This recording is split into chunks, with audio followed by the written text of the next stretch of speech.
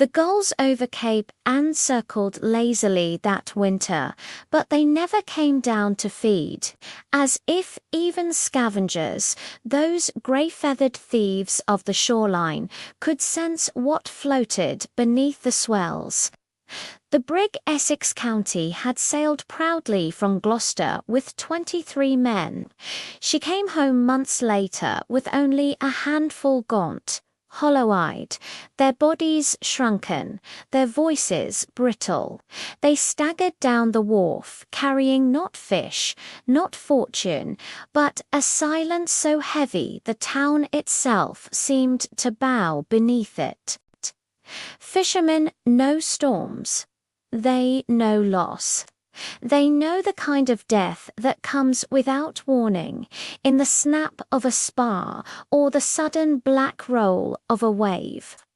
But this was not death as they knew it. This was worse. This was a death they would not speak of aloud. The death that follows hunger. The death that follows when men turn on one another.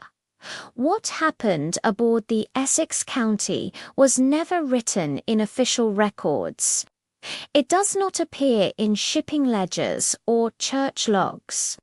No magistrate ever tried it. No preacher ever named it from the pulpit. And yet, every soul in Gloucester knew it. They knew it when the widows wept harder than usual, not just for loss, but for shame.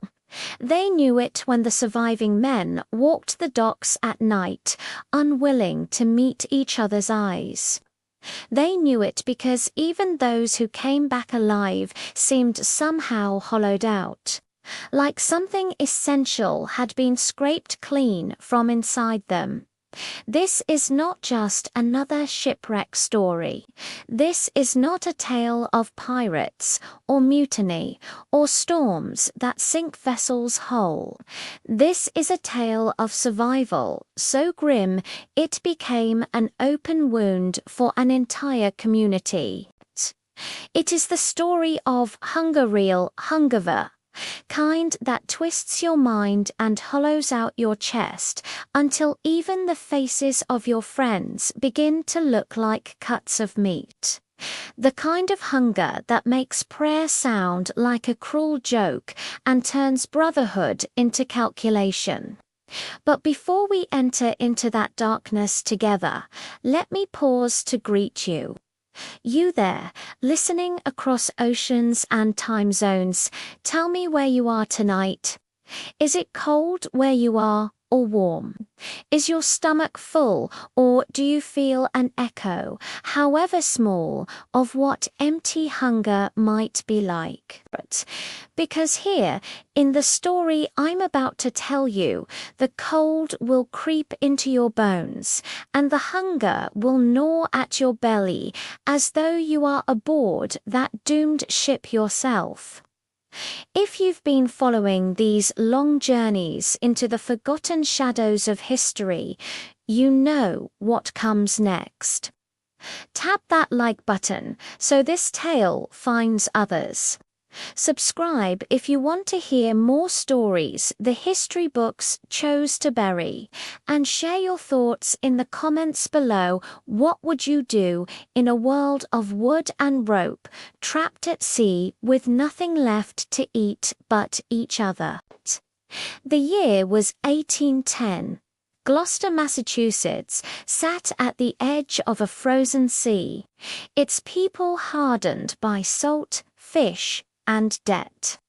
They called Cape Ann the pride of New England's coast, a place where men went to sea as boys and often returned as legends or not at all. The brig Essex County was one of the finer vessels of its kind. She had seen rough waters, had hauled heavy catches, and carried in her timbers the hopes of dozens of families who depended on her voyage. When she left port that January, no one doubted her strength. The families on shore watched her sails swell in the wind confident. She would return heavy with fish barrels of salt, cod stacked high enough to pay debts, repair homes, and maybe even line pockets with a little spare coin. For Gloucester, a returning ship was not just a matter of pride, it was survival. But when the Essex County limped back into view, the town's bells rang not in triumph, but in unease. There were fewer men on her decks than when she had departed. Those who returned bore faces drawn tight against secrets they would never unburden. They looked less like sailors and more like ghosts. The townspeople asked what happened. Was it storm, wreck, disease? The men gave only half-answers, evasions, stories that shifted like fog over the harbour, and so the rumours began. They said the storm had stripped the ship bare, left them without food. They said men had starved, one after the other, and the sea had taken them. But others whispered of darker things, that the Essex County had not lost her men to the waves, but to their shipmates' hunger, that the ocean had not devoured them, but the men themselves had. Whispers travel fast in small towns. They slip into the ears of widows, who then fall silent at church. They drift into taverns, where men lower their mugs mid-sip. They creep into the corners of children's games, so that even the young come home asking their mothers why some men returned from sea with blood in their eyes. And so Cape Ann carried a wound that even salt water could not cleanse. What you're about to hear is not folklore. It is not a sailor's tall tale meant to scare apprentices or boast of endurance. It is testimony pieced together from fragments, letters, and the memories of those who lived long enough to regret it. And if you have the stomach to stay with me, you will hear how the Essex County's proud voyage ended not in triumph, not even in shipwreck, but in a feast that should never have been. The lost crew of Cape Ann were not lost to the sea, they were eaten by their shipmates. Gloucester in 1810 was a town built on risk.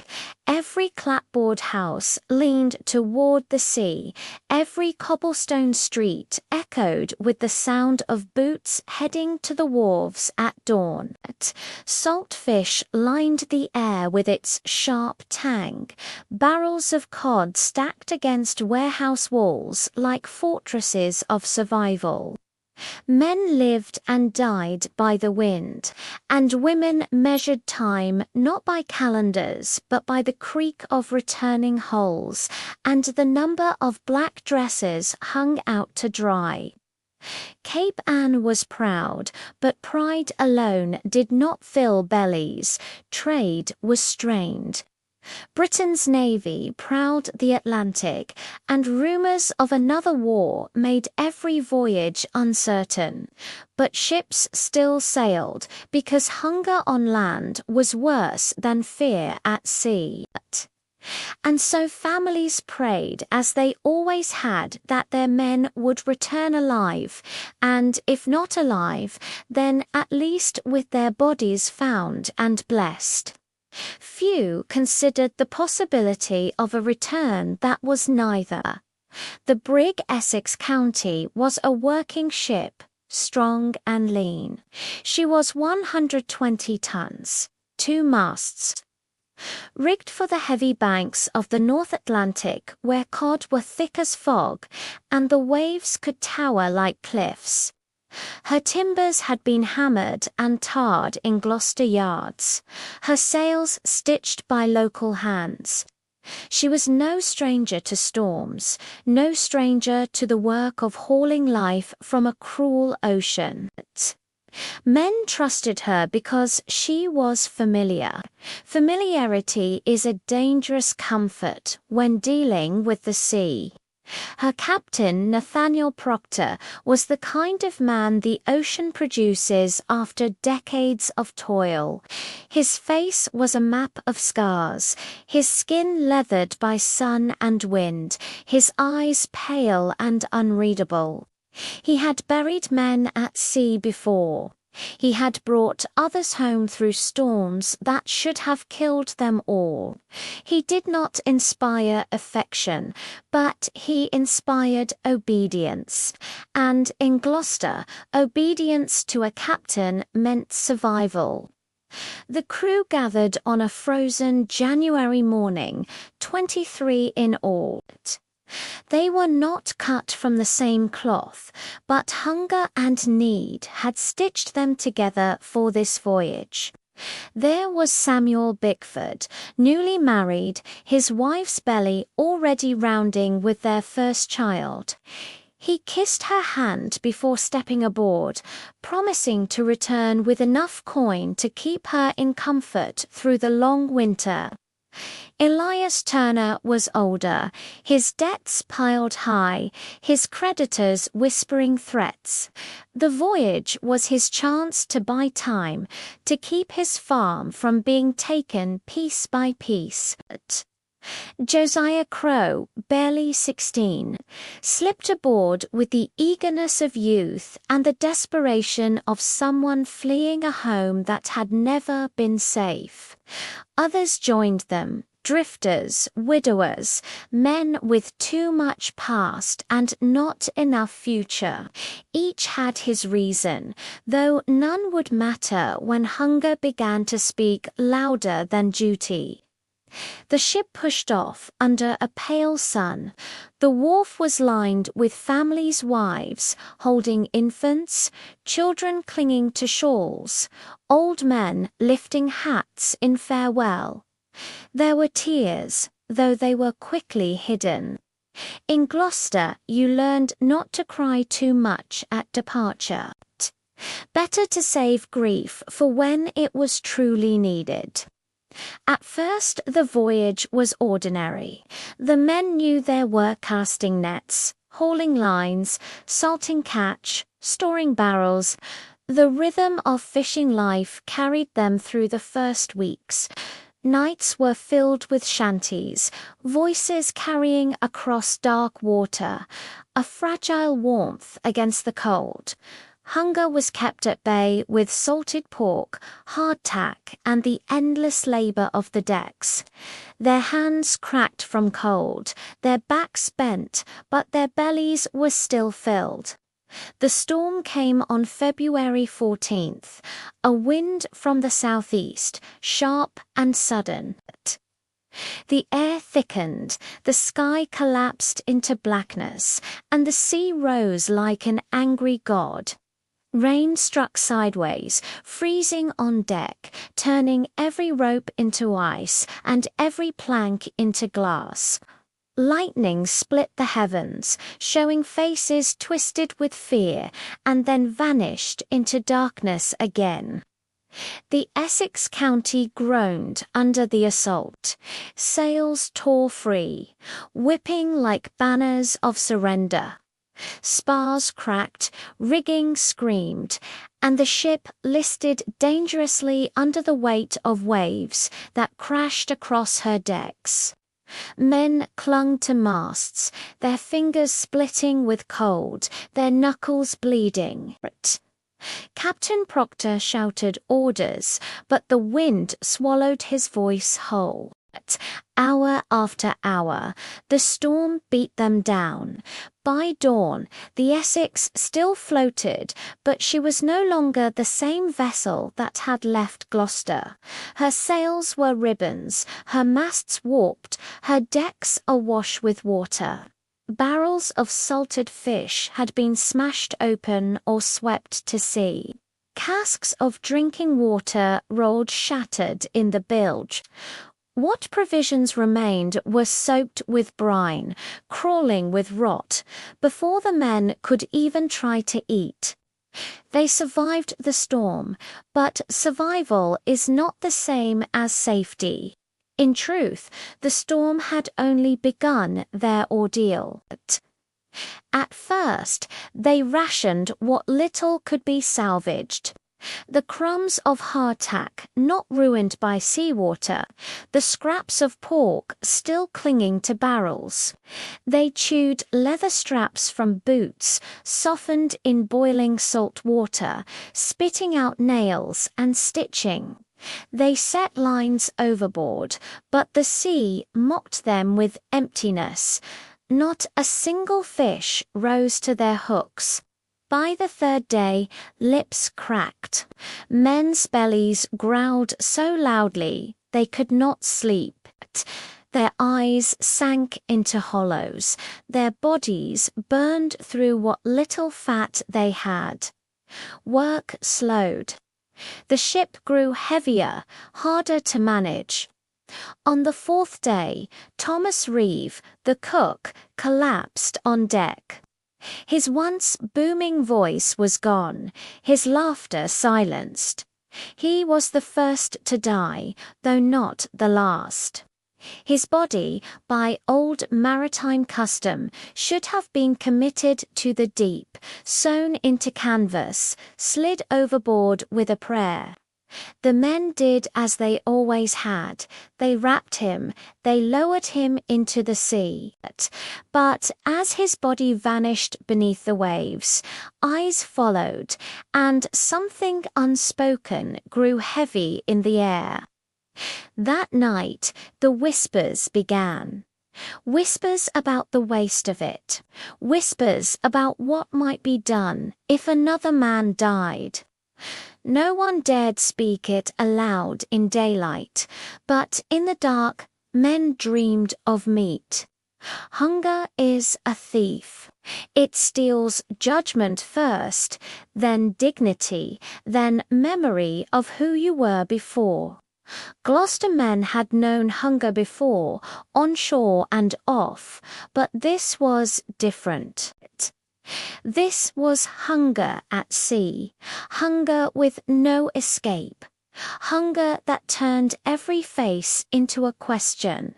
How long until he is gone? And when he is gone, what then? The Essex County sailed on, but she was no longer a fishing vessel. She was a coffin waiting to be sealed, her men reduced to shadows of themselves. And beneath the creak of timbers and the groan of waves, the true storm began, the storm inside their bellies, the one that no man could outlast. The Essex County drifted west of the Grand Banks, battered and stripped. Her masts groaned, her sails hung in tatters, and her crew staggered about the deck like phantoms. The sea was calmer now, but calmness only deepened the silence that hunger brought. By the seventh day, their cheeks had hollowed, their steps faltered, their hands shook as they tried to work the lines. Salt sores opened on their lips. Men who had once hauled nets all day now struggled to lift a rope. Even Captain Proctor's booming voice had thinned, his orders rasping through cracked lips. And hunger had already taken more than flesh. It had taken trust. At first, the men spoke of rescue. Perhaps another vessel would pass, perhaps they could limp into a nearby harbour, perhaps Providence itself would intervene. But hope is a weak companion to hunger. By the second week, hope was nothing more than a ghost the men no longer believed in. They tried everything sailors knew. They boiled seaweed clinging to the hull, but salt burned their mouths raw. They tried catching seabirds with bare hands, but the birds wheeled just out of reach, mocking them. They collected rainwater in torn scraps of sail, licking each drop like it was gold. Nothing was enough. On the 12th day another man fell. Elias Turner, the debtor, whose lungs had once been strong enough to outshout the storm. He collapsed mid-task, his body too thin, his eyes glassy, his lips moved with words no one could hear, prayer, curse, or simply the last whispers of breath. By nightfall, he was gone. This time they did not commit the body to the sea. Not at once.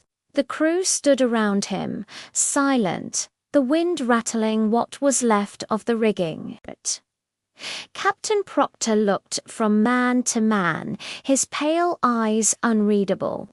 Samuel Bickford turned his face away, but his fists clenched.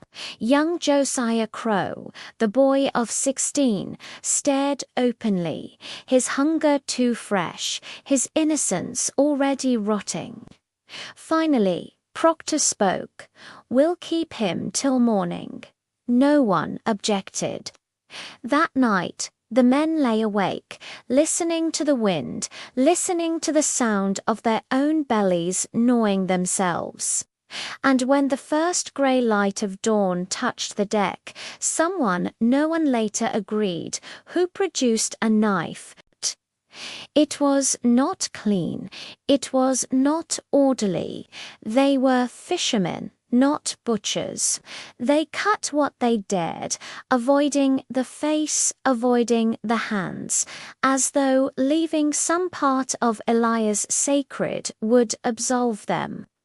They roasted flesh over a lantern flame, the smell filling the cramped air with something both revolting and irresistible. Some gagged, some wept, but all ate, even the captain. When it was done, silence fell again. No prayers, no words, just the creak of timbers and the knowledge that a line had been crossed. They had fed their bodies, but they had starved their souls. From that day forward, every man lived with two hungers, the one in his belly, and the one in his mind, whispering that once the act had been done, it could be done again. The days blurred. Hunger returned quickly. The small portions of flesh vanished, and the sea gave nothing in return. Men eyed each other more openly now. Conversations fell short, replaced by glances, calculations. They spoke little, but their silence screamed. By the 15th day, they could no longer rely on death to come naturally, not quickly enough. And so the first whisper of lots was spoken. The old custom, older than ships, older than nations. A brutal form of fairness. If one must die, then let chance decide. Captain Proctor resisted at first. He stood on the deck, his voice hoarse but firm. "We are not savages," he told them. "We are God-fearing men. We will not turn to murder." But even as he spoke, his own lips trembled. He had eaten with them. He had tasted what hunger had made them do. And deep inside, he knew the truth that he could no longer command their bellies. Hunger had stripped him of his authority. So the men gathered.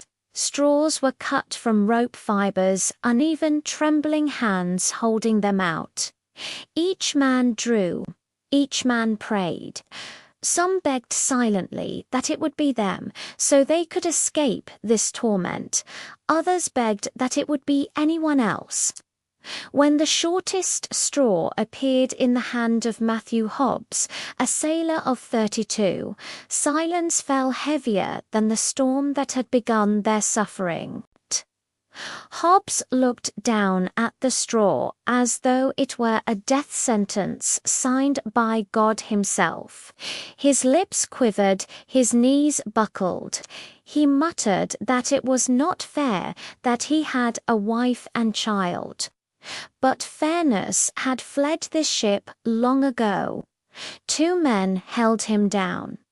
Another struck, his cry cut through the air, then was gone.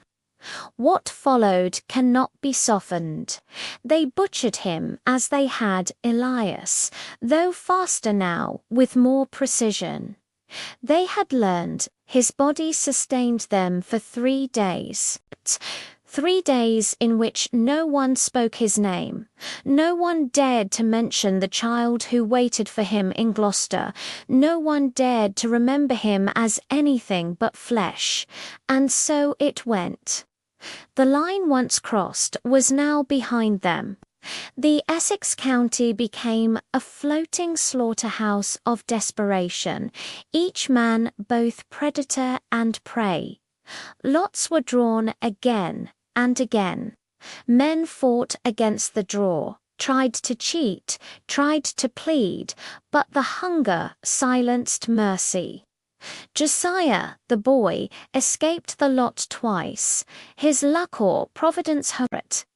He wept as he ate, his tears falling into the meat, but still he chewed.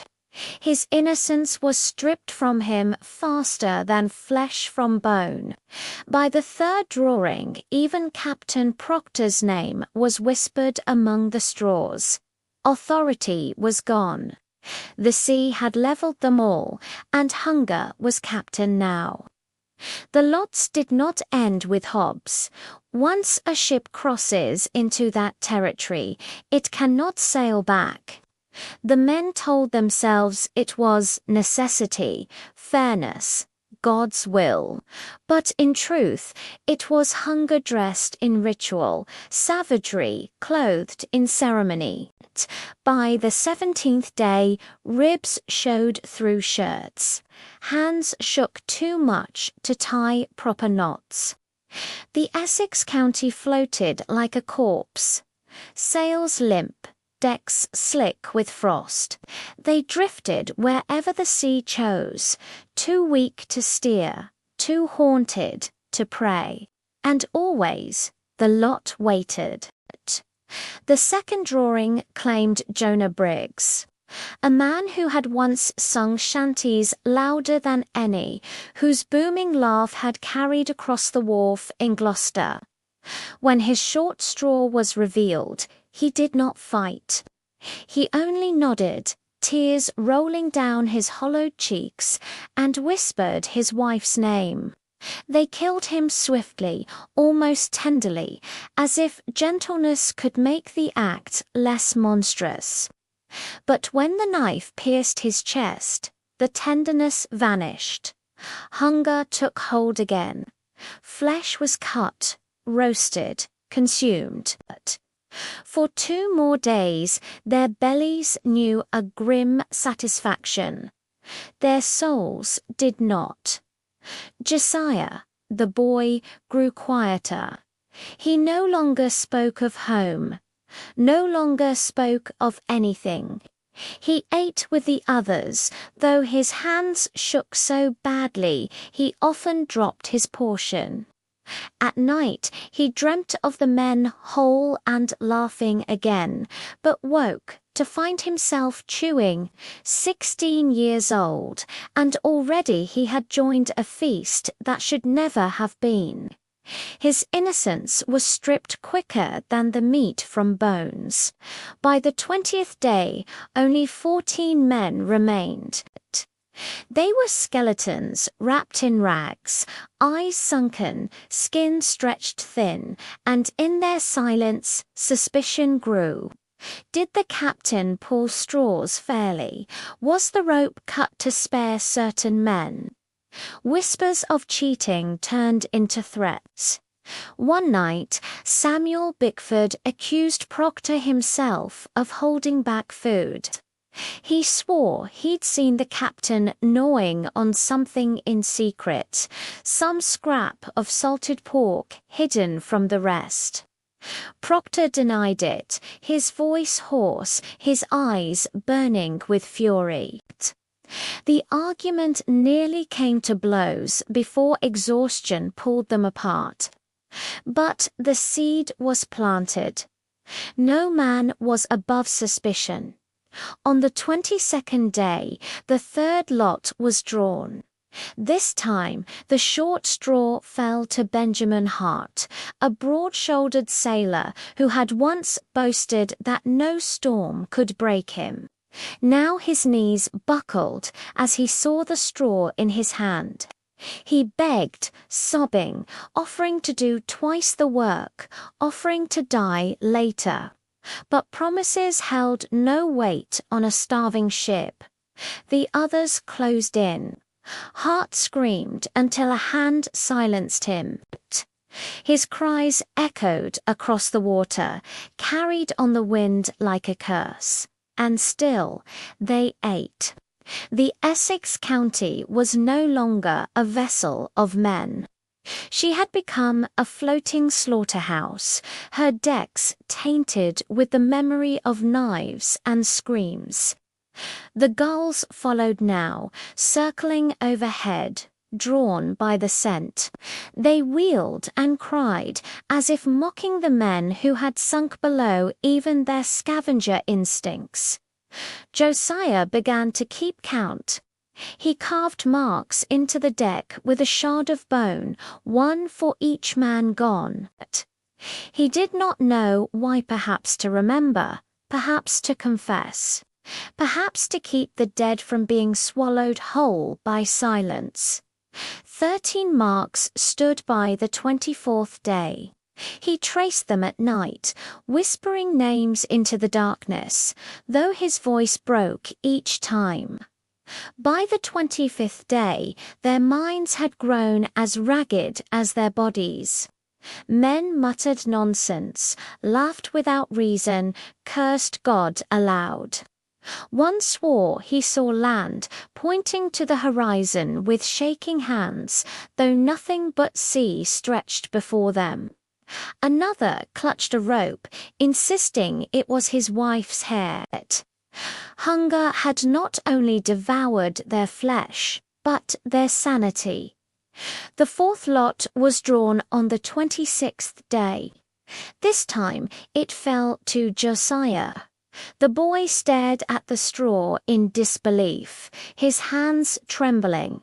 His lips formed words, but no sound came. The others looked at him, their faces gaunt, their eyes already weighing his body like a butcher's cut. Samuel Bickford spoke first. "He's just a boy," he whispered, but his voice carried no conviction. Hunger had no room for mercy. The captain hesitated, but only for a moment. Proctor's eyes, pale as frost, met Josiah's. "It must be done," he said. "Fair is fair." But fate intervened. One of the older sailors, Richard Hale, stepped forward. His eyes were hollow, but his voice steady. "Take me instead," he said. "The boy has years left. Mine are spent." For a moment, no one moved. Then the men seized Hal. He did not resist. He only bowed his head and began to pray as the knife fell. Josiah wept silently as he chewed Hale's flesh that night, each bite choking him, each swallow a betrayal. His mark scratched into the deck with trembling hands, one more tally in a line of ghosts. By now, the Essex County was drifting without aim, a coffin upon the waves. The men barely moved. Their bodies were wasted, their faces hollow masks. Each breath was labored, each heartbeat an effort. And always the lot hovered, waiting, whispering. The ship had become nightmare itself, a place where the living envied the dead, where prayer turned to ash on the tongue, where every creak of wood and splash of wave was a reminder that they were not yet free. Not of hunger, not of themselves. The Essex County no longer sailed for Gloucester. She sailed for something darker. Something the sea had demanded and the men had given, and with each passing day the line between man and beast thinned, until even the boy knew he would never see the shore again without carrying this shadow forever. By the 30th day, the Essex County no longer felt like a ship. She was something else, an ark of suffering, adrift on a sea that seemed to stretch forever, a floating coffin where the smell of salt mixed with the stench of blood and smoke. Her timbers creaked not with purpose, but with the slow collapse of a vessel burdened with too much death. The crew had dwindled. 11 remained. Each man's face was skull-like, eyes sunken deep into shadow, their lips cracked, their hair matted, their skin grey with exhaustion. They spoke little, and when they did, their words were rasped whispers, carried away by the wind before they could linger. But though words were scarce, suspicion was abundant. Every glance was heavy with doubt. Had someone hidden food? Had someone spared himself a larger portion? Had the straws been tampered with? Hunger did not just eat flesh, it ate trust. And with trust gone, there was nothing left to bind men together but the thinnest thread of ritual. The lots had become their law. They hated it. But they clung to it. But they clung to it because it gave structure to their horror. Without the draw, there would be chaos, bloodshed, without order. With it, they could pretend that chance, not choice, governed their survival. On the 31st day, the straws were drawn again. The short one fell to George Milton, a wiry sailor known for his quick temper. His face went white as snow, his eyes wide with terror. He clutched the straw as though he could will it to lengthen in his hand. "No," he croaked, his voice breaking.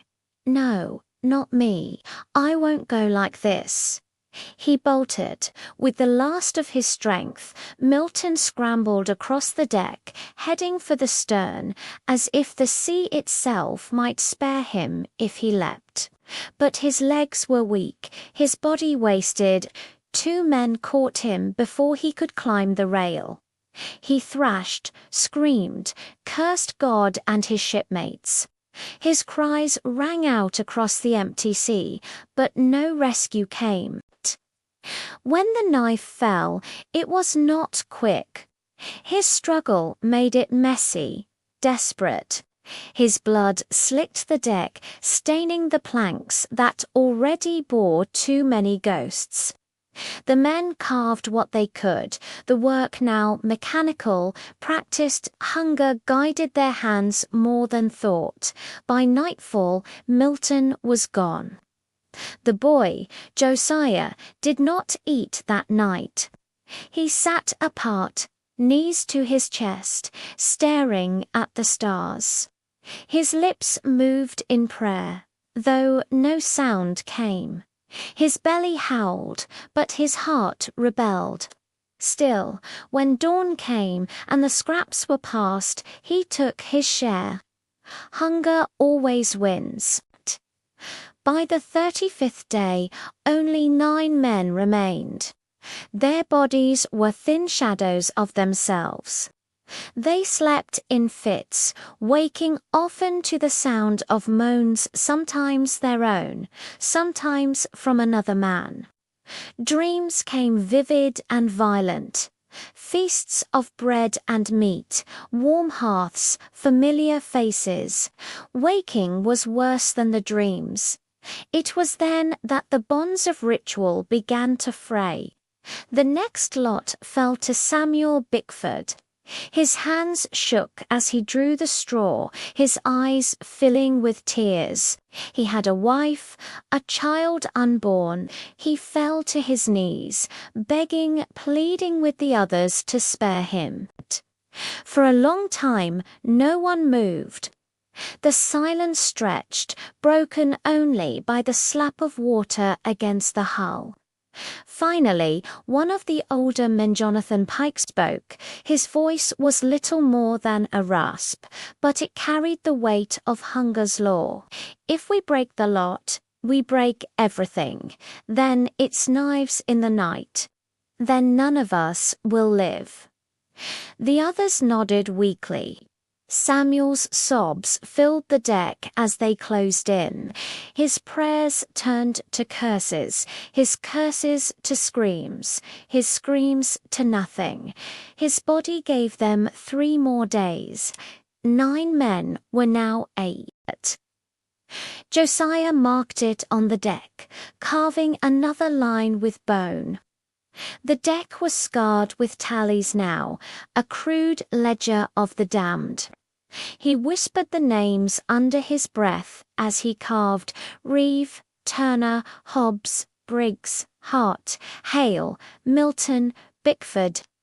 His voice cracked on the last one. The image of Bickford's weeping face burned into his mind. By the 40th day, madness had taken hold. Men laughed without cause. One spoke to the mast as if it were his wife. Another claimed the sea was whispering to him, calling him home. The air was thick with delirium, the line between dream and waking blurred. The next lot fell to Jonathan Pike, the same man who had insisted the law of chance must stand. He nodded when he saw the straw, as if he had always known. "It's fair," he whispered. "It's fair." The others did what they had done before. By now, their hands no longer trembled. The work was as familiar as gutting fish. Josiah turned his face away, but still he ate. He told himself he would die if he didn't. He told himself it was not choice, but necessity. But the bile that rose in his throat said otherwise. By the 42nd day, only 7 remained. The Essex County floated aimlessly, her sails useless, her hull groaning. The gulls no longer followed. Even scavengers know when a carcass has been picked to clean. The survivors sat in silence, their eyes glassy, their minds hollowed out. They had crossed too many lines to return. What bound them now was not brotherhood, not duty, but a shared damnation. They were men, but only barely, and in their silence each knew the truth. More lots would come, more flesh would be carved. And one day soon there would be no one left to draw it. By the 43rd day, the Essex County was no longer governed by chance. The ritual of drawing straws had given the men a fragile sense of order, but hunger had eaten that too. Now, suspicion turned to violence, and violence to betrayal. The crew had fallen to 7. Captain Proctor, Josiah, and 5 others. Their faces were skulls with skin stretched thin, their bodies frail as driftwood. They sat in silence, their breaths shallow, their eyes watching one another like wolves in the last circle of the hunt. When Richard Hale had offered himself in place of Josiah weeks before, The men had clung to the idea that sacrifice could preserve some shred of decency, but decency had drowned.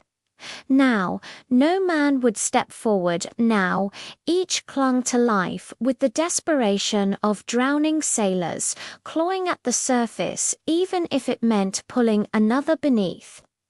On the 45th day, one of the sailors, Andrew Latham, was caught hoarding scraps, not food, for none remained, but bones, gnawed clean, hidden beneath his shirt as if he meant to chew them again, to suck whatever marrow his teeth could scrape. When the others found him, madness flickered in their hollow eyes. They fell upon him not with straws, not with ceremony, but with bare hands. His cries echoed against the sea until they were muffled by blood. His flesh fed them for 2 more days. The law of lots was dead. In its place was the law of desperation. The ship itself seemed to echo their ruin. Her sails hung limp, her hull groaned, her rigging rattled like bones in the wind. No course was steered, no nets were cast. The Essex County drifted without destination, her men reduced to carrion feeders on a sea that offered no mercy. Josiah marked the tally again, his hands trembling. 9 marks, 10-11 the deck was scarred with ghosts. He whispered their names, though his voice faltered. Sometimes he forgot them as soon as he spoke them, the faces blurring together into one endless scream.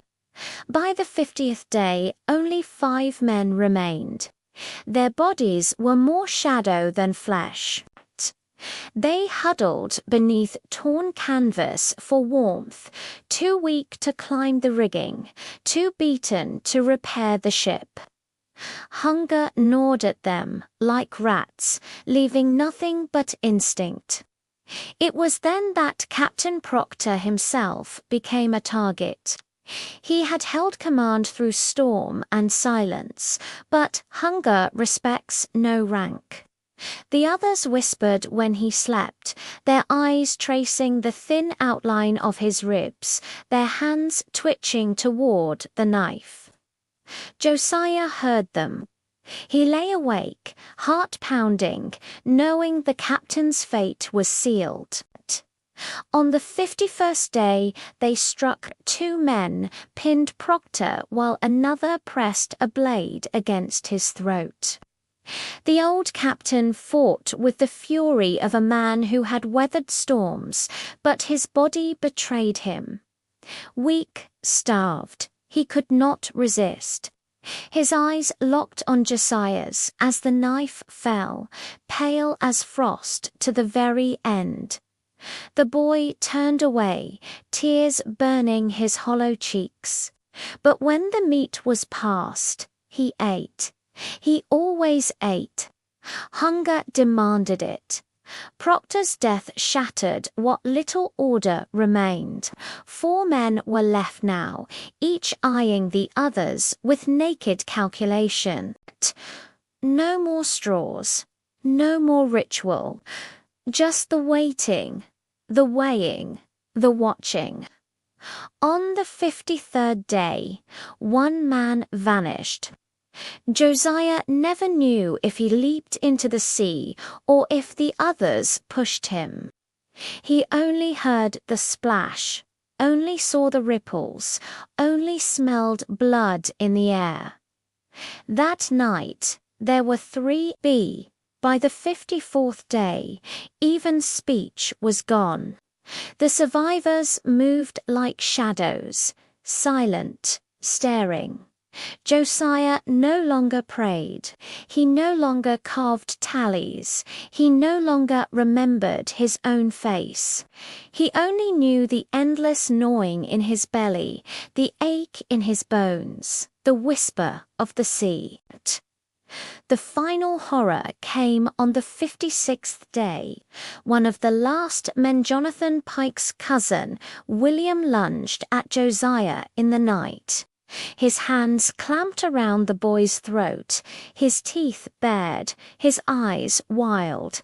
Josiah struggled weakly, his voice a choked gasp. It was the third man, Henry Cobb, who pulled William away, not out of mercy, but out of hunger. The two fell upon each other, weak fists striking, teeth snapping, knives flashing. When it ended, William lay still, his throat torn open, his blood pooling on the deck. Cobb looked up at Josiah, his face smeared with red. For a long moment, the boy thought he would be next, but Cobb only shoved the body toward him and whispered, "Eat." Josiah did. He wept as he chewed, but he did. By the 60th day, there were only two left. Josiah and Cobb, two skeletons, two ghosts, adrift on a sea that seemed endless. They no longer spoke, they no longer looked at each other. They simply waited for death, and then salvation came. It was the morning of the 61st day when a sail appeared on the horizon. At first, Josiah thought it was another dream. He blinked, rubbed his hollow eyes, but the sail remained. Cobb saw it too. For a moment, something like hope flickered in their eyes. The ship drew closer, merchant vessel bound for Boston. When her crew saw the Essex County, they found not a proud brig of Gloucester, but a wreck, a ghost ship. Her sails shredded, her decks scarred with blood, and on that deck, two figures, one boy, one man, both little more than bones in rags.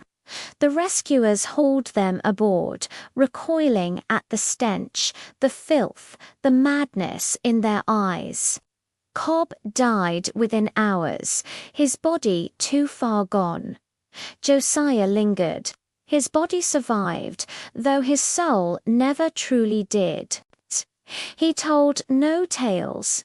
He wrote no confession. But those who looked into his eyes afterward swore they saw the truth reflected, their truth so dark it spread through. Gloucester in whispers carried on the wind like a curse. The Essex County had not lost her men to the storm, nor to the sea. They had been lost to one another. When Josiah Crow was carried ashore at Gloucester, he was not welcomed as a son returning home. He was carried like a broken thing, wrapped in blankets, his frame so wasted that children stared in horror and women turned their faces away. He should have been a boy of 16, strong from labor, quick with laughter. What stepped onto that wharf was neither boy nor man, but a shadow that trembled at the sound of gulls. Beside him lay the body of Henry Cobb, who had survived the voyage only to die within hours of rescue. His corpse was wrapped and buried quickly, no sermon spoken, no bell tolled. There was no appetite for mourning men who had crossed into such unspeakable territory. The town gathered in uneasy silence. Wives clutched shawls tight. Children peered from behind their mothers' skirts. Fathers who had known the sea all their lives lowered their eyes. They knew storms. They knew shipwrecks. They knew hunger. But they had never known this. Josiah was taken to a quiet house on the edge of town, where a midwife fed him broth spoon by spoon. His lips cracked, his throat burned, but he swallowed. Slowly, Painfully, his body knit itself back together, but the boy himself was gone. His eyes stared at nothing, his voice rarely rose above a whisper. At night he woke screaming, the names of the dead spilling from his lips, the stench of roasted flesh filling his dreams. The people of Gloucester wanted to know what had happened, but they also did not want to hear it. The contradiction hung heavy in every room. When whispers began about the lots, about the flesh they spread fast, carried by women at wells, men in taverns, priests in confessionals, but the words were never spoken aloud in public. To name it would be to make it real. Instead, the town chose silence. The church gave no sermon of thanksgiving for the survivors. The captain's name was not spoken from the pulpit. When Josiah's stepfather tried to press him for details, the boy broke into sobs so violent that no one ever asked again. But Gloucester is a fishing town. Men know the sea, and they know hunger. They pieced it together themselves. The missing numbers did not lie. 23 had sailed, 2 had returned, and the bodies of those who were gone had not been delivered by the sea. Fishermen are practical men, but even practicality has its limits. They muttered of curses, of God's wrath, of men who had crossed a line no prayer could erase. The Essex County, once a proud brig, was sold for scrap. Her timbers were burned. No one wanted to sail her again. The widows bore the heaviest burden. They had waited at the shore, hoping for the impossible, that their men might still return.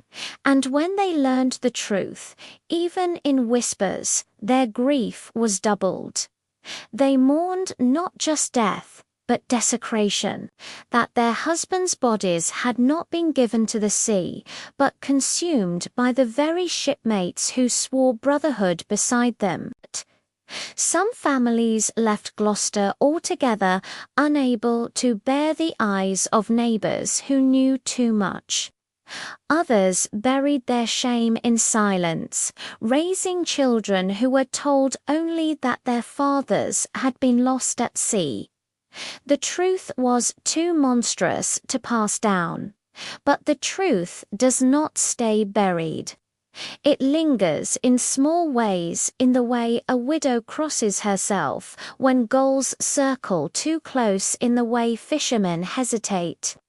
When storms rise on February nights, in the way children whisper ghost stories about the Essex County to frighten each other into silence. Josiah lived. But his life was not his own. He grew taller, his frame filling out again, but the hollowness never left his eyes. He did not return to the sea. He worked odd jobs along the docks, sweeping, carrying loads, keeping to shadows. When he walked past the wharf, he flinched at the smell of salt, his hands trembling. Some pitied him, some feared him. Some said he was cursed, carrying the spirits of the men he had eaten, but all agreed on one thing: he was no longer the boy who had sailed. Years passed. Josiah never married. He never fathered children. He drank little, spoke less, and carried a knife he never used. When he died at 36, his body found alone in a shack by the shore. The people of Gloucester did not mourn loudly. They buried him in unmarked ground, whispering that at last he might be free of the hunger that had haunted him since his 16th year. The Essex County's story never appeared in official records. No magistrate heard testimony. No priest wrote it into his books. But it lived in Gloucester's silence, in the gap of names carved on headstones, in the unease that settled over Cape Ann whenever a storm drove men from the sea, because the people knew. They always knew, and knowing was its own punishment. The fate of the Essex County became a shadow tale, whispered in taverns when the wind howled too loud, muttered by fishermen to frighten green boys into obedience. But behind the whispers was truth, that the sea does not always claim her victims. Sometimes she leaves men to devour themselves. And so Gloucester bore the wound. Not a wound of storm or shipwreck, but of shame. A shame too deep to speak, too raw to heal. The Essex County never sailed again, but her story did, carried in rumour, in silence, in the haunted eyes of the few who lived to see her limp back into port. The town could rebuild houses, replace sails, repair nets, but it could not cleanse what had been done. Hunger had entered Gloucester not just through empty bellies, but through memory. It stayed there, gnawing long after the men were gone. The story of the Essex County never made it into official ledgers. There were no trials, no court records, no sermons preached from pulpits. But silence does not erase history. It only buries it deeper until whispers and shadows do the work of memory. Gloucester's children grew up hearing fragments, half-remembered warnings. Don't stray too far, don't test the sea, don't let hunger take you. What their parents never said aloud was what they all knew, that hunger had once eaten their father's whole. The Essex County was not the first ship to fall to cannibal hunger, and she was not the last. The sea has a way of stripping men to their core, of peeling away the layers of civility until only survival remains. There are records from Spain, from France, from Britain, of sailors drawing lots, of shipmates killing shipmates, of flesh roasted in desperation. It is a pattern as old as ships themselves. When the sea withholds her mercy long enough, men are left to feed on each other. But for Gloucester, the Essex County was not a pattern. She was personal. Her men had been their fathers, their brothers, their sons, and that made the wound different. It was not just a tragedy of the sea. It was a scar across the town's own identity. Fishermen pride themselves on bravery, on endurance, on faith. To admit what had happened was to admit that those things can break. The survivors bore that shame until death. Josiah Crow lived, but he never escaped the shadow. Others died quickly, their bodies too far gone to recover, and those who might have spoken chose silence. Perhaps they feared judgment. Perhaps they feared God, or perhaps they feared themselves, what they had done, what they had become. The Essex County was broken for scrap, her timbers burned, her name struck from records, but her ghost remained. Men swore they heard screams carried on the wind when storms rolled in. Some claimed that on February nights, when the gulls circle but do not land, you can still smell the faint, sickly sweetness of roasting meat drifting across the harbour. History prefers to speak of storms and shipwrecks, of heroes and martyrs. It prefers to forget the stories that rot from within. But the Essex County's voyage reminds us of something older, something darker, that hunger is the ocean's oldest weapon. You can fight storms, you can repair sails, you can even outlast the sea herself, but you cannot outlast hunger. Hunger gnaws until it wins, and when it wins, it takes more than flesh. It takes memory, it takes faith, it takes the very sense of who you are. That is the true horror of the Essex County, not just that men ate, but that afterwards they had to live with the fact that they had. When you walk Gloucester shores today, you see the bright colours of fishing boats, the laughter of tourists, the gleam of restaurants serving fresh catch. But beneath it all lies silence, the kind of silence that clings to places where something unspeakable happened. The sea sparkles, but her depths are darker than any man can fathom. And so the Essex County drifts, still not on the waves, but in the minds of those who remember, in the whispers of a town that cannot quite let her go. She is a reminder that beneath every proud voyage lies the possibility of despair. That even the strongest bonds can break when the belly is empty, and that survival itself can be the cruelest curse of all. Because the Essex County's men were not lost to the sea. They were lost to hunger. They were lost to themselves. And in the end, that is the fate that frightens us most, not dying at sea, but living long enough to become what we swore we never would. Before we close, let me ask you, what do you think you would have done on that deck after weeks of hunger, when the lot fell to your hand? Would you resist? Would you submit? Or would you eat, as they did? Because hunger does not care about vows or prayers or pride. If you've stayed with me through this descent into the Essex County's silence, thank you. It is not an easy journey, but it is a necessary one, because history is not just what we celebrate, it is also what we bury. And sometimes the buried stories speak the loudest. If you want more stories like this, dark, forgotten, pulled from the shadows of history, make sure you subscribe, share this with those who might listen, and leave a comment below.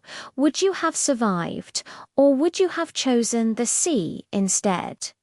The Essex County is gone, her men are long dead, but her lesson remains, carried on every wave that crashes against Cape Ann. Hunger is patient, hunger is merciless, and hunger always wins.